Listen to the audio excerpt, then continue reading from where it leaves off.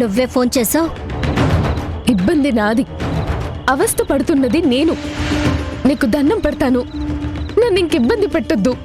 నువ్వు చెప్పినట్టు చేశాను కదా, మేమెవరం గుడికి వెళ్ళలేదు కదా, మీరు చెప్పిన ప్రతి ఇన్స్ట్రక్షన్ ఫాలో అయ్యాను కదా. దయచేసి ఆ వీడియో డిలీట్ చేసే ప్లీజ్.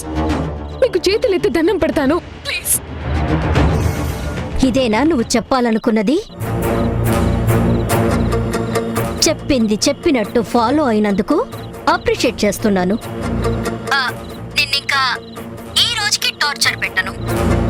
బాగా స్ట్రగుల్ అయ్యి సఫర్ అవుతున్నావు అనిపిస్తుంది. హ్యాపీగా రెస్ట్ తీసుకో. ఇదిగో ఇది కూడా ఇన్స్ట్రక్షనే. ఫాలో అయ్యాను కదా, ఇంకేంటి? వీడియో డిలీట్ చేయి ప్లీజ్. ఈ రోజే అంటున్నావంటే టార్చర్ ఆపవా?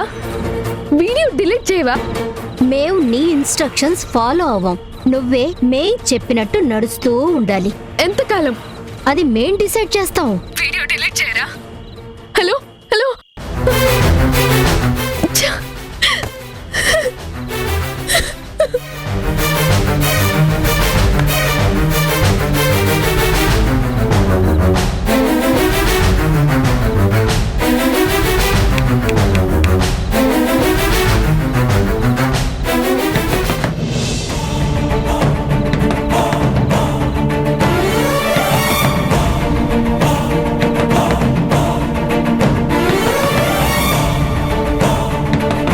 అమ్మే అయి ఉంటుంది. ఇప్పుడు నేనేం చెప్పాలి? డోర్ ఓపెన్ చేయకపోతే ఇంకోలా అనుకుంటుందేమో, భయపడుతుందేమో. నేను పడుతున్నట్టే అమ్మని బాధ పెట్టడం ఎందుకు?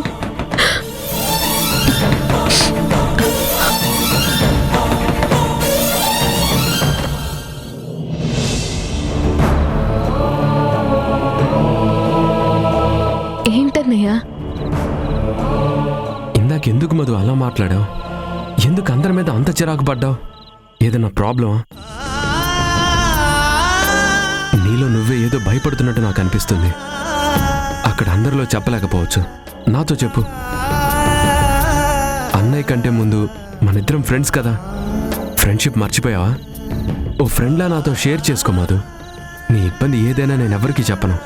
I promise you. ప్లీజ్ చెప్పు మధు. అన్నయ్యతో కూడా చెప్పుకోలేని పరిస్థితుల్లో ఉన్నాను. ఇంత ఆప్యాయత, ప్రేమ ఎవరు పంచుతారు? చెప్పేస్తే మనసు కాస్త తేలిక పడుతుంది.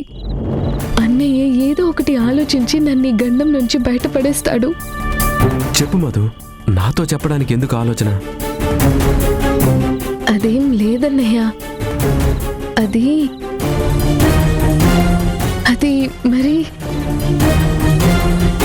నువ్వు ఈ విషయం ఎవరికి చెప్పాలని ప్రయత్నం చేసినా కాలేజ్ సైట్లో నీ వీడియో పోస్ట్ చేస్తాను. ఏం లేదన్నయ్య, ఈరోజు ఎందుకో నా మూడ్ ఆఫ్ అయింది. నేనేం చేస్తున్నానో నాకే తెలియడం లేదు. కారణం తెలియకుండానే డిస్టర్బ్ అయ్యాను. బాధ పెట్టుంటే ఐఎమ్ సారీ. నువ్వు నాకు సారీ చెప్పడం ఏంటి? నువ్వు ఇలా అడుగుతుంటే నేనేదో తప్పు చేశానన్న ఫీల్ కలుగుతుందన్నయ్య. తలంత భారంగా ఉంది. ప్రశాంతంగా పడుకుంటేనన్నా కాస్త తేలిక పడుతుందేమో. సరే పడుకో, వెళ్ళి రెస్ట్ తీసుకో. నువ్వే తప్పు చేయలేదు, తప్పు చేశానని ఫీల్ అవ్వకు. ఎవ్వరూ నువ్వు చేసిన దాని గురించి ఫీల్ అవ్వరు కూడా. మూడ్ డిస్టర్బ్ అయినప్పుడు ఒక్కోసారి అలా బిహేవ్ చేయడం natural. Take it easy, take rest, okay?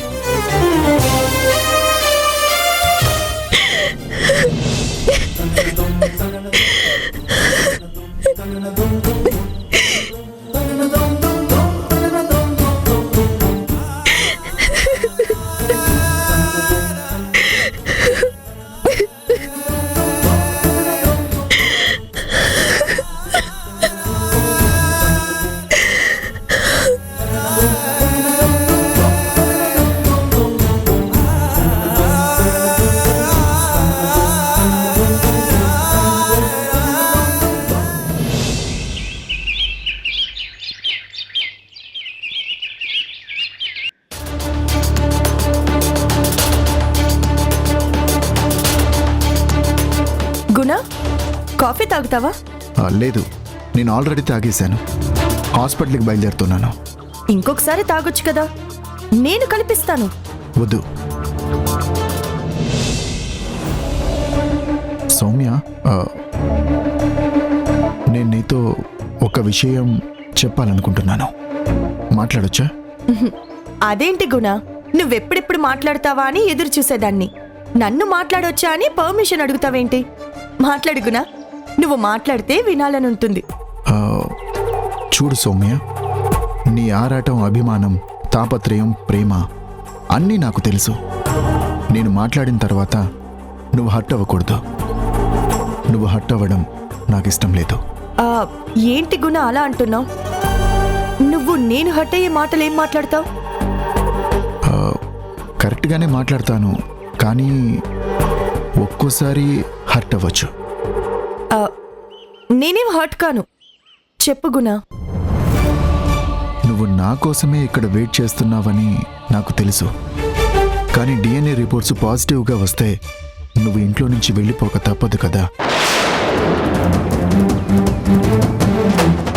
Reports పాజిటివ్గా వచ్చాక నువ్వు నీ ఆశ నెరవేరలేదని డిసప్పాయింట్ అవ్వచ్చు.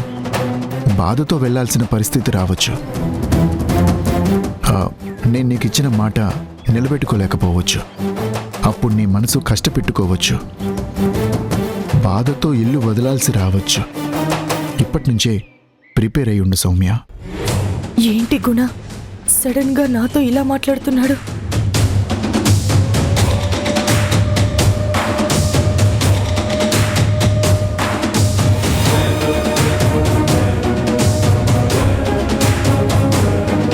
ఏమైందిరా?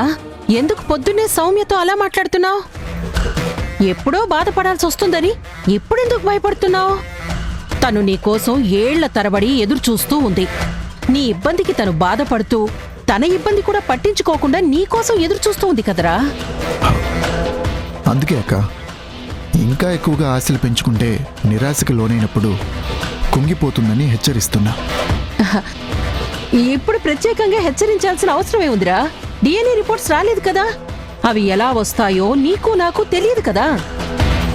పాజిటివ్గానే వస్తాయని నువ్వెందుకు అనుకుంటున్నావు?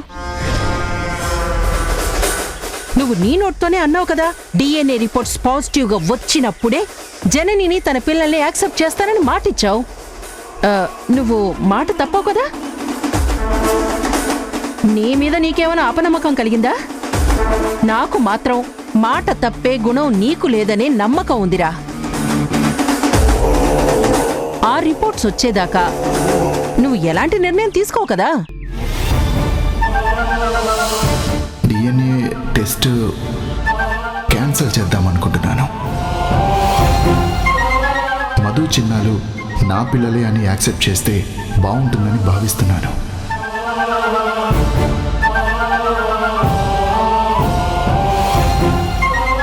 రే గుణ,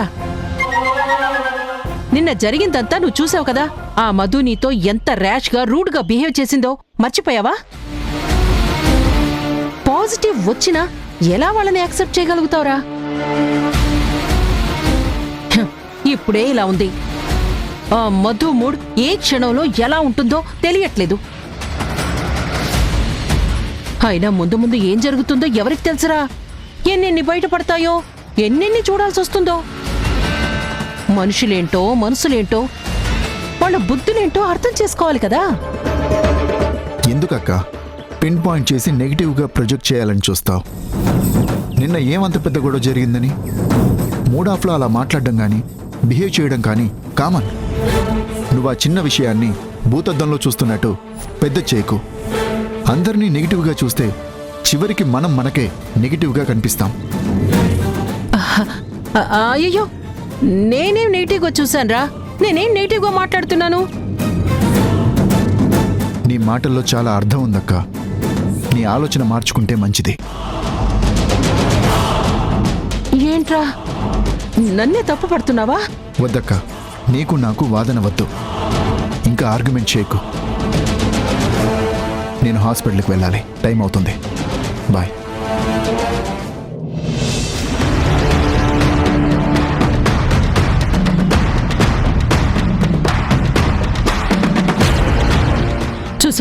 చూసావా సౌమ్య, వాడెలా మారిపోయాడో? ఒకప్పుడు నా మాట వినేవాడు, వేదంలా భావించేవాడు. నన్ను కాదని ఒక్క అడుగు కూడా ముందుకు వేసేవాడు కాదు. స్టబన్ గా ఉండేవాడు. ఇప్పుడు వాడి మనసు మెత్తపడిపోయింది. చేతిలో ఉన్న ఆయుధాన్ని ప్రయోగించాల్సిందే.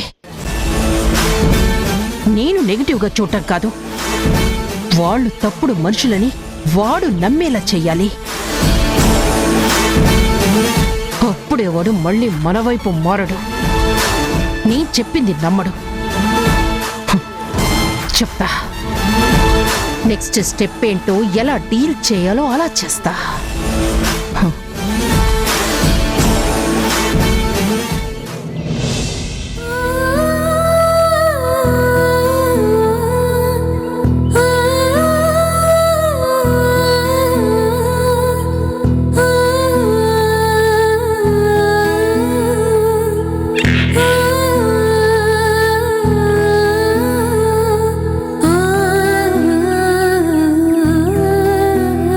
మధు,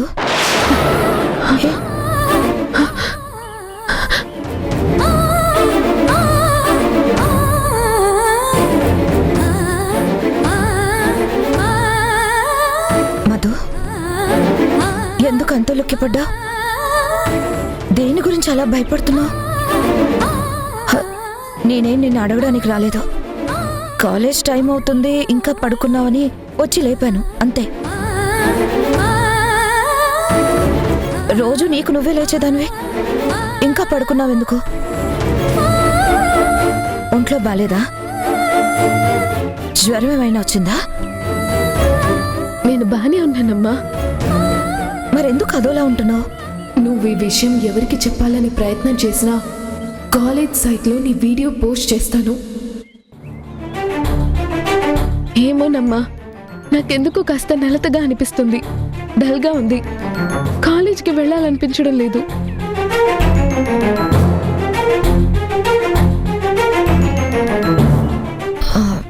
ఎప్పుడైనా నేను వద్దంటే లేదు లేదు వెళ్ళాలని ఆరాటపడేదానివి.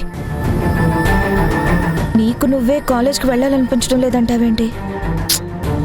అసలేమైంది? ఎందుకు అదోలా ఉన్నావు?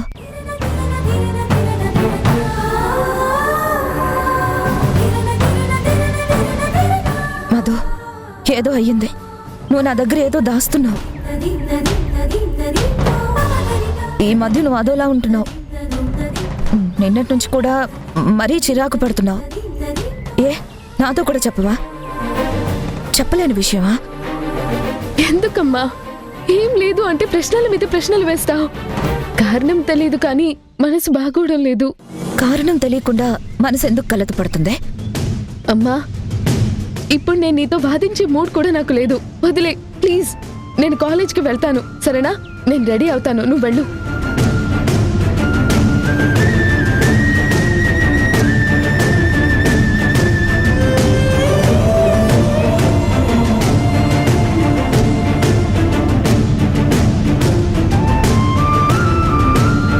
మధు ప్రవర్తన ఎందుకు ఇలా మారింది? ఈ మార్పుకి కారణం ఏమై ఉంటుంది?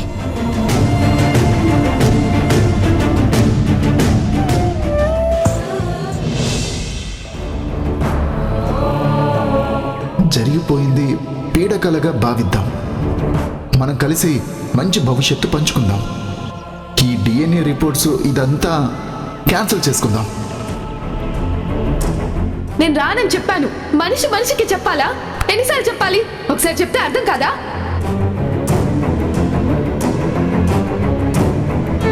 నువ్వు నా కోసమే ఇక్కడ వెయిట్ చేస్తున్నావని నాకు తెలుసు. కానీ డిఎన్ఏ రిపోర్ట్స్ పాజిటివ్గా వస్తే నువ్వు ఇంట్లో నుంచి వెళ్ళిపోక తప్పదు కదా. నీ మీద నీకేమైనా అపనమ్మకం కలిగిందా? నాకు మాత్రం మాట తప్పే గుణం నీకు లేదనే నమ్మకం ఉందిరా.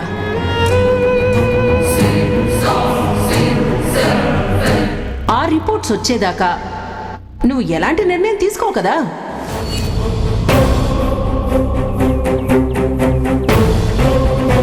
Excuse me, if you don't mind ఒక సిగరెట్ ఇస్తారా? థ్యాంక్స్. లైటర్.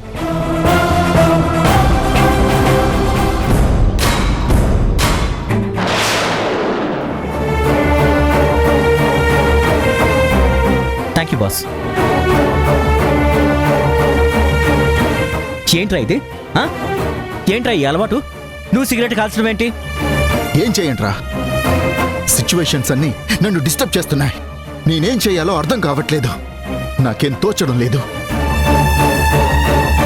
ఒక పక్క జననికి నా మీద ఇష్టం ఉందో లేదో అర్థం కావట్లేదు. ఇంకో పక్క మధు ఎందుకు అలా చేస్తుందో అంతుపట్టడం లేదు. ఇటు సౌమ్య అటు అక్క, మధ్యలో పిల్లలు. పిచ్చెక్కినట్టు అనిపిస్తుందిరా. నా పాజిటివ్నెస్ ని జనని అర్థం చేసుకోవడం లేదు. నా కన్సర్న్ ని తను అండర్స్టాండ్ చేసుకోలేకపోతుంది. ఎప్పుడు రిజల్ట్స్ నెగిటివ్ గా వస్తాయని ఆ సౌమ్య ఎదురు చూస్తుంది. అక్క మాటల్లో నీ డిసిషన్స్ మార్చుకోవద్దని చెప్పినట్టు అర్థం అవుతుంది. టోటల్ గా మెంటల్లీ అప్సెట్ అవుతున్నాను రా. ఫ్యూచర్ లో ఎలా ఉంటుందో ఊహించుకోలేకపోతున్నాను. స్టబన్ గా ఉండలేకపోతున్నాను. అందుకని సిగరెట్ తాగితే సమస్యలన్నీ తీరిపోతాయా? సిచ్యుయేషన్స్ మారిపోతాయా? నువ్వు రిలాక్స్ అవుతావా? కండిషన్స్ అన్నీ నార్మల్ అయిపోతాయా? ఒక డాక్టర్గా హెచ్చరించాల్సిన వాడివి, తప్పని నలుగురికి చెప్పాల్సిన వాడివి కొత్త వ్యసనం అలవాటు చేసుకుంటున్నావా? పేషెంట్స్ లేకుండా పేషెంట్స్ని ఎలా ట్రీట్ చేస్తావురా? ఆలోచించి కొత్త అలవాట్లు చేసుకుని నువ్వు పేషెంట్గా మారతావా? భరించలేకపోతున్నాను రా. భరించాలరా, ఓపిక పట్టాలి, వెయిట్ చేయాలి, కొంచెం టైం ఇవ్వు. సమస్యలన్నీ తొలగిపోతాయి, పరిస్థితులన్నీ సర్దుకుంటాయి. ఇప్పుడు జరిగిపోయిన నష్టమేం లేదు. ఏదో జరిగిపోయిందని ఊహించుకుని నువ్వు మదనపడి మనసు పాడు చేసుకోకు. అవతల హాస్పిటల్లో పేషెంట్స్ వెయిట్ చేస్తున్నారు. పద పదా దా.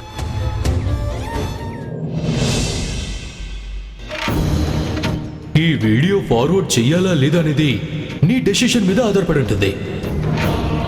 నువ్వేం చెప్పాలనుకున్నావో చెప్పు. నువ్వు ఈ విషయం ఎవరికి చెప్పాలని ప్రయత్నం చేసినా కాలేజ్ సైట్లో నీ వీడియో పోస్ట్ చేస్తాను.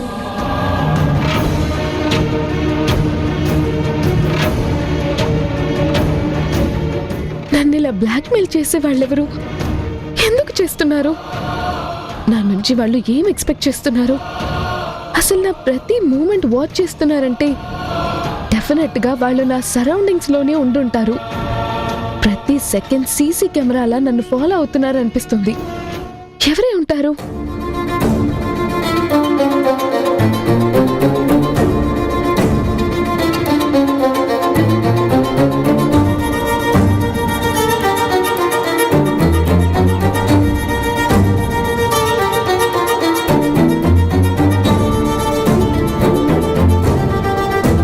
అయినా వీళ్ళకి నన్ను ఏడిపిస్తే ఏం లాభం? నన్ను టార్చర్ పెట్టి వాళ్ళు పొందే సాటిస్ఫాక్షన్ ఏంటి? ఏ బ్లాక్ మెయిలర్ అయినా డబ్బు కావాలి, మరొకటి కావాలి, మరొకటి కావాలని అడుగుతారు. వీరేంటి నా ఫ్యామిలీ మెంబర్స్ నుంచి నన్ను దూరం చేయాలని చూస్తున్నారు. సంథింగ్ ఏదో జరుగుతుంది. భయపెట్టి బాధ పెట్టి చివరికి చంపేలా ఉన్నారు.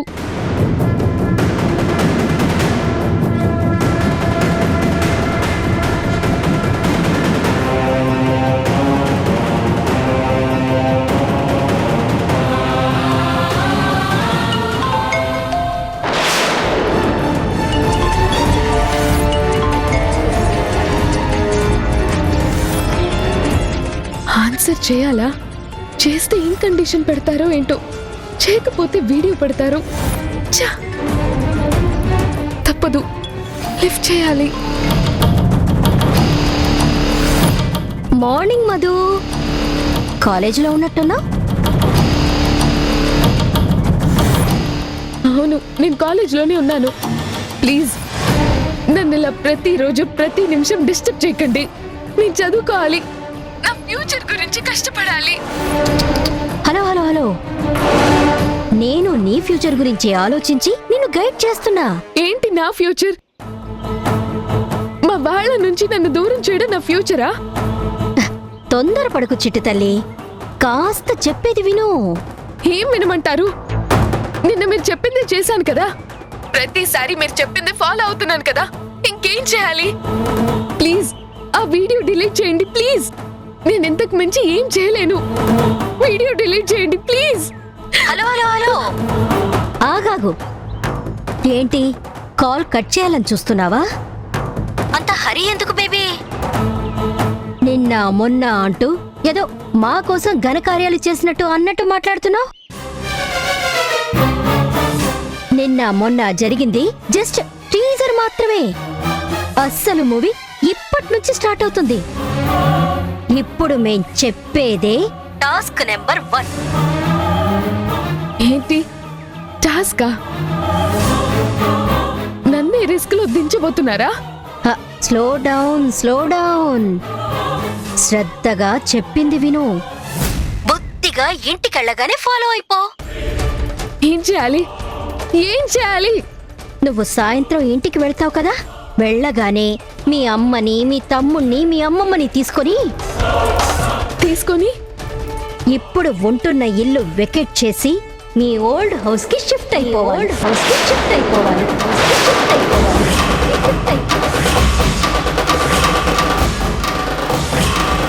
అండర్స్టాండ్?